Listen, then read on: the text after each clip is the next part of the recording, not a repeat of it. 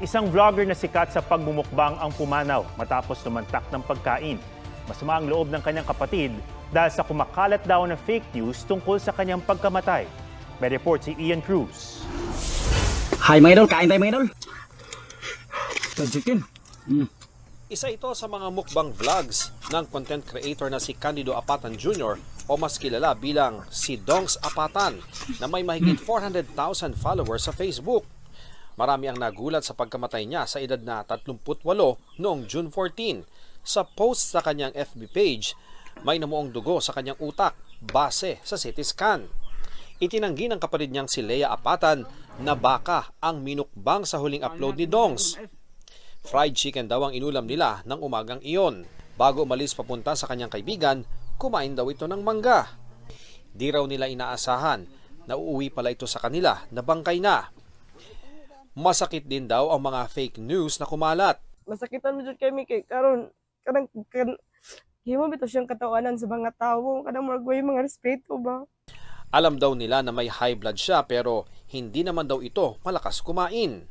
Di ba po na niya ginahurot ko kanang dili ba hangol or busaw si Manoy, daghan na po ka siyang natabangan.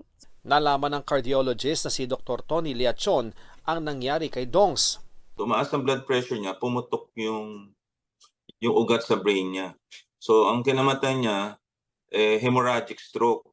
Ang paglantak sa maalat na pagkain at maraming karne, sadya raw may masamang epekto sa katawan. Lambot mga idol.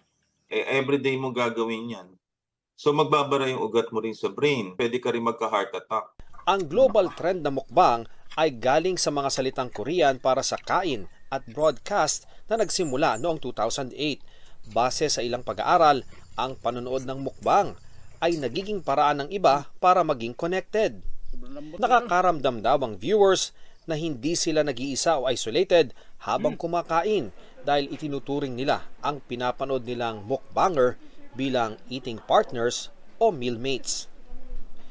Pero may masamang epekto rin ang laging panonood ng mukbang tulad ng pagkakaroon ng eating disorder o internet addiction. Ian Cruz nagbabalita para sa GMA Integrated News. Mga kapuso, alamin ang State of the Nation. Mag-subscribe sa GMA Integrated News sa YouTube. Sa ating mga kapuso abroad, samahan niyo kami sa GMA Pinoy TV at sa www.gmanews.tv.